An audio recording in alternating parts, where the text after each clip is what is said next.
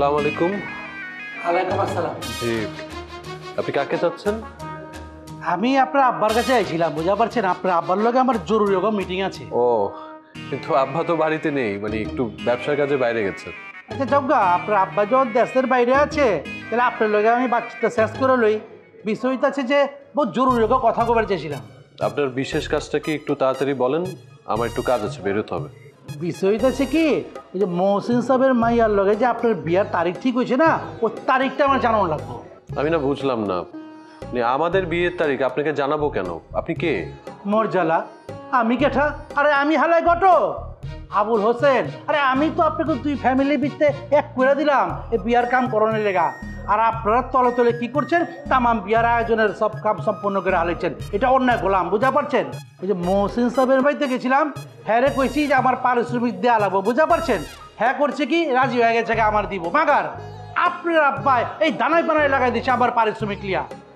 দেখেন, সে বিয়ে এখন হচ্ছে না, আপনি এখন আসতে পারেন।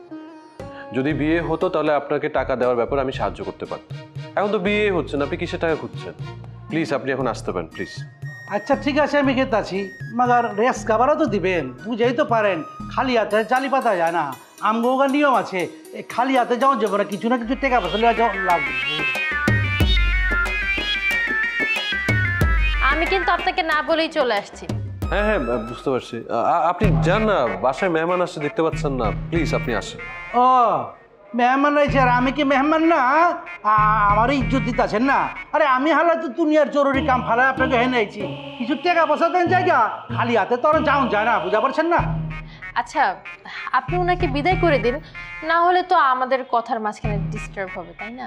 আমি দেখছি। উফ, আপনারা না, এই নেন, এখানে 1000 টাকা আছে। 1000 টাকা দিচ্ছেন? 2000 টাকা দিলে ভালো হতো না? আজকাল তো 1000 টাকা দেশি মুরগিও কিনে যাবো না। শুনেন, যেটা দিছি এটা নিয়ে ভাগেন, না হলে কিন্তু টাকা ফেরত নিয়ে নিব। আরে থাক, যা দিচ্ছেন তো করে আলহামদুলিল্লাহ। যাক আপনার বান্ধবীর সামনে বলে বিষয়টা গোপন করে চেপে গেলাম, কিছু আর কইলাম না। আহি, আপনি যাবেন? সালাম আলাইকুম। ওয়ালাইকুম আসসালাম। লোকটা অনেক খারাপ। আচ্ছা, উনি কি গোপন করে গেল? তার কথার মানে তো আমি বুঝলাম না। আরে এই লোকটা ঘটকালি করতে আসছিল আমার বিয়ের, আমি তাকে 1000 টাকা দিয়ে ধমক দিয়ে বিদায় করে দিচ্ছি। তাহলে উনি কি বোঝাতে চাইলো? আপনার বিয়ে ঠিক হয়ে আবার ভেঙে গেছে? আরে ওনার কথা ধরলে তো পারা যাবে না, উনি আমার কাছে টাকা আদায় করার জন্য অনেক কিছু করছে, পরে 1000 টাকা দিয়ে বিদায় করলাম, দেখলা না? আরে এই কাহিনী জানলে তো তাকে আমি 1 পয়সাও নিতে দিতাম না। তারা কিন্তু ভাওতাবাজি করে টাকা আদায় করে, জানেন? আরে ওই লোকের প্রসঙ্গ বাদ দেন না, আপনি আমার বাসায় আসছে, আমার যে কি ভালো লাগছে। আপনাকে অনেক ধন্যবাদ।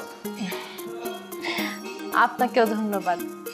আসলে আজকে না আপনার কথা অনেক বেশি মনে পড়ছিল, তাই আর দেরি করলাম না, আপনার দেওয়ার ঠিকানায় চলে আসছি।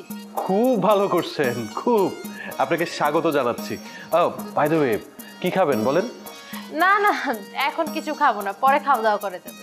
ঠিক আছে, কোনো সমস্যা নেই, আগে গল্প করি, তারপর না হয় খাওয়া দাওয়া হবে।